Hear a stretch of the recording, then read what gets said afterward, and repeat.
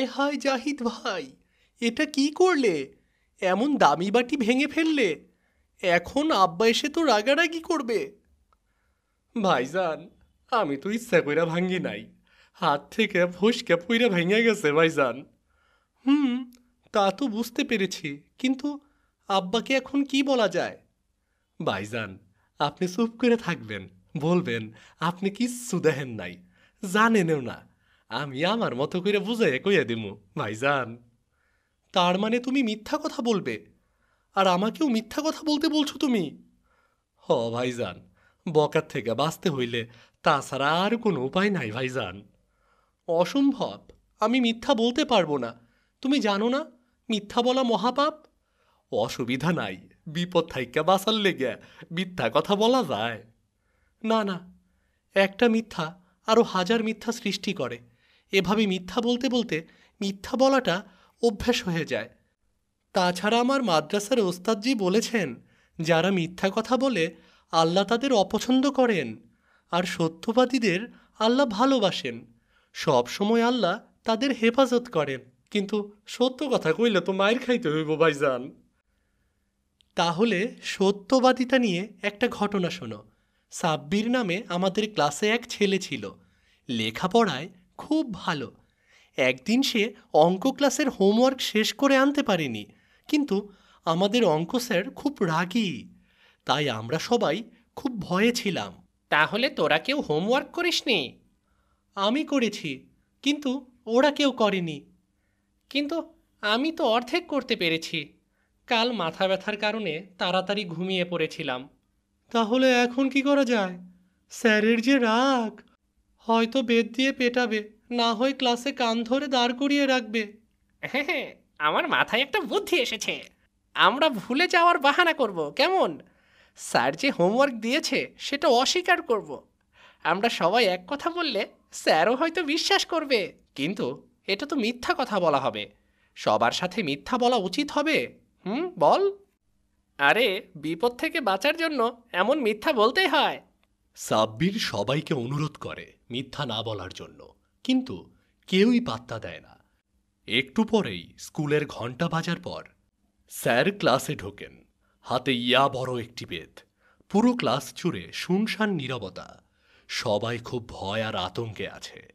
তারপর স্যার সত্যিই কেমন যেন হোমওয়ার্কের কথাটা ভুলে যান। এই কারণে সাব্বির ছাড়া ক্লাসের সবার মুখেই হাসির ছাপ। তারপর সাব্বির সাহস করে দাঁড়িয়ে উঠে বলে, স্যার, আমাদের হোমওয়ার্ক ছিল, আপনি হয়তো ভুলে গিয়েছেন। এই কথা শুনে ক্লাসের অন্যরা কেউ কেউ রাগান্বিত চেহারায় সাব্বিরের দিকে তাকিয়ে থাকে, আবার কারো কারো মুখ ভয়ে লাল হয়ে যায়। তারপর স্যার হাতে বেত নিয়ে চোখ দুটো বড় বড় করে ক্লাসের বাকি স্টুডেন্টদের উদ্দেশ্যে কিছু কথা বলা শুরু করেন।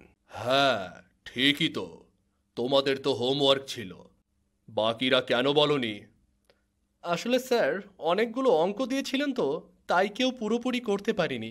এ কারণে ভয়ে কেউ হোমওয়ার্কের কথা বলেনি। আমি পুরোপুরি করতে পারিনি, অর্ধেক করতে পেরেছি, তাই এই অর্ধেকটাই নিয়ে এসেছি আপনাকে দেখানোর জন্য।